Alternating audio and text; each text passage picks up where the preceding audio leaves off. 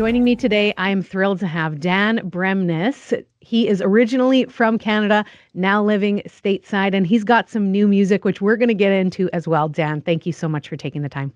Of course. So recently, you shared on social media that you grew up as a pastor's kid, but you lost your faith for some time, or at least there was some deep struggles. Do you mind talking a little bit about those doubts? Yeah, I think my whole journey has been a journey. And I think, when I was young, it was simple, and I went to YWAM when I was after I graduated high school. That was amazing. I think what happened in my 30s, I kind of just um, I got I got burnt out on religion. I just saw too much. I knew too much, and it wasn't like I was like angry and walking away and like forget this sort of thing. It was almost just like it started to disappear. Like all of the foundations, I guess, that my faith was built on weren't lasting, and yeah, it's like not like I woke up one day even wanting that to happen. In fact, it really bothered me. So it was more of, I think it was more just, it wasn't one specific thing. It was probably a lot of things. And I think it came from my disappointment with what I expected to see, what I expected with my own life, my own music career even. And God was connected to a lot of these things, these dreams, these institutions, right? Like for me, God was all out there, instead of like right here, right? So these things affected me a lot. And I think just naturally, as they crumbled, as it felt like they crumbled, my faith felt like it was also crumbling. So I found myself in um, like just, you know, uh, an emergency of faith, really. Absolutely. And then, as you know, you've sort of branded yourself as this Christian artist. Was that deeply troubling in that, like, oh, I'm this Christian artist, I'm having this crisis of faith? Yeah, that for sure. I mean, it felt like a bit like, should I be up here, singing and doing this stuff while I'm wrestling with all of this? But it was all happening, so it all happened so slowly, and then it was there, and then it was like, well, I don't really have the ability to like pause this right now. The train just kept going, The and wheels are turning. Yeah. yeah, and it was probably the best thing for me. I think, I mean, this is more of a human nature thing, but when anything's uncomfortable, we tend to pull away, right? And a lot of that's for our survival. We learn that when we're young. It's the don't put your hand on the hot stove thing. So I think a lot of us, when we're in those spaces, we tend to just want to withdraw. And for me, it was the best thing to stay in it, because I had to face all of my stuff, right? And I had to like, it was good. It was very uncomfortable and good for me. I love those two words together, uncomfortable and good. What brought you back to your faith in God? Yeah, well, I mean, I think just kind of like I got there was a bunch of little things all adding up. I think the same thing happened the other way. And for me, it's like I've always come back to this thing growing up in church.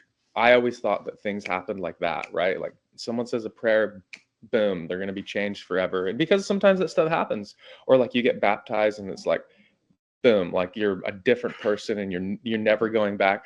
So like my journey has been so different. It's been not a specific thing. It's been a number of things, right? So for me coming back, I think um, there was some great people in my life. There was a few experiences I had. There was one tour that I was on last year where I was alone by myself driving myself in a vehicle, and it's just like God was with me for a week, and it was crazy. Just going into like my life and my heart, and just going to parts of pain that were in my life, and being healed by them. And then I think the final one of the big instigators was some of this music that I was making, to be honest. In particular, the song I just released, "Call Your Name." I found myself in a writing room, And one of the writers, I told them, I just said, I don't really know what to do. Like, I want to be honest, but I'm struggling in my faith. And he said, well, what's left of it? And I'd remembered a few months before when I felt like I was at my lowest point. Um, and, I wasn't just wrestling with my faith, I was wrestling with my life, trying to figure my life out, really. I didn't like a lot of things that were happening.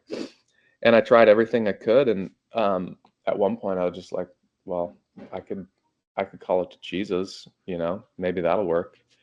And it did, in that moment. Like, everything broke open for me in that moment, and I experienced like a moment of peace, and then kind of went back to my life. But I remember being like, wow, that was powerful. And so the writer looked at me, he's like, let's write about that. So, and that turned into like writing this song about my own faith journey, this honest song where I was like, well, I'm not lying, this is just the truth of what's left of my faith. And that became like the first brick that I put down, and maybe the last one was just Jesus. I love it. You have been honest about your journey, and I've been inspired by it. But why do you think it is important to be honest like this with your struggles as a Christian? uh, well, because I don't think anything will happen without it. The Bible says that, what sets you free, the truth. And I think it's because we're afraid of punishment, maybe, or we're afraid of the consequences, that we're not able to be honest with ourselves. Like, forget everybody else. God is my judge. God is your judge. Like, can you be honest with yourself with where you're at? I think that's where it starts. And like Jesus said, I'd rather have you hot or cold. Like, and so where are you at today? And I kind of think it's an everyday thing too. And I just, for me, the clincher was honesty. I had to start to be honest, and that's really where my own breakthrough came. And yeah, I couldn't have written the story the way it happened. That's for sure. You talk about being honest and how it has blessed you. And like I said, it's been an inspiration to me. Have you received any negative comments from people or a lot of support in this honest journey? Um, Not too much negative, but a little bit, you know, and that's fine. That doesn't really bother me. I think a lot of people maybe feel seen. There's been a few times I've posted or talked about this where people have really felt seen. Yeah, and I got a number of text messages from friends that maybe are in a similar position, when I released a song, and they were just moved by it, and that makes me really happy. Speaking of your music, I think it's hit a whole new level of impact and vulnerability. I'm loving your new singles, Started With You, Call Your Name, this recent one that you just released on Friday. Can you talk a little bit about what it really inspired it? Like you said, it's a very raw, real journey. Yeah, it was that day that I sat down, and it was funny. We wrote a whole other song, and it was like 4 p.m. and the producer turned around. He's like, "I don't think this is it." And I was like, "Really?" Uh, and I was like, "What else do you have for a beat?" So he pulled up a beat, and that's it. Immediately saw it. I was like, I need to write a song about my faith journey. It's like I could just visually see it almost. So um, yeah, I think it's for me. It's like the timing is great. The timing was great. It's like God is, what's the phrase? Never on time, but never late. And I think leaving us in that, again, that place of discomfort, it's so good. Most of us run away from discomfort. I think that's the thing I keep coming back to, is just to stay in it, and allow God to do His work on us. In that season of discomfort. And I think part of it is for us to know, like, it's okay to do that. It's okay to wrestle like that. It's okay to struggle like that. That's part of growth. Like, the butterfly doesn't easily and like beautifully turn into a butterfly. It's a process, and it takes a minute, and it's important for us to be in that place sometimes where we're like, oh, I need grace and mercy in a whole new way right now. This isn't something that I can actually earn at this moment, which is hard for the Christian to do, right?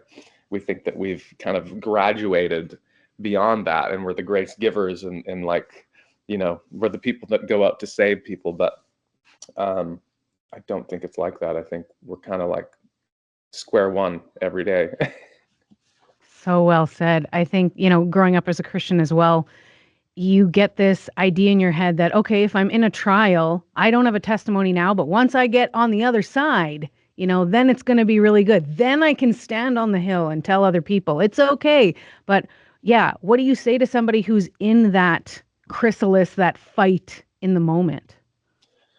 Yeah, I think just keep fighting it. It's like Jacob wrestling with God. That was part of his journey, and that's how he became Israel, right? And each one of us, it's the same thing. Like, how do we really get our faith? It's by that wrestle. It's that really difficult dark night in the soul that we sometimes need to go through, and to be, I would say to be reborn, really. And I think that really is what happened for me, is just like a rebirth. And I don't think it's by accident. Jesus only told one person to be reborn, and it wasn't, a quote unquote sinner. It was Nicodemus, a church leader who knew everything, you know, and that was me. Wow. I love that. I could go on and on, but of course, I appreciate already the time you've given me. One last question. Is there a full length album on the way? What's next for you, Dan? Yeah, I'll be releasing a few more songs this spring. They're more fun songs. The project I'm working on is called Hero and the Villain. So the first half of it's coming out in June. I've never actually not told anyone yet. So you guys are the first to know, Canada. Uh, Yay. and that'll be the Hero EP. And then the Villain section of the record will be coming out starting in August and into the fall. And then the full project, Hero and the Villain, I think it'll be like 13, 14 songs. So uh, yeah, and I'm really, really happy with it. It's been a whole journey in and of itself. So yeah. Well, you are an inspiration to me, and I know to many others walking this journey so vulnerably. So thank you for taking the time. Thank you.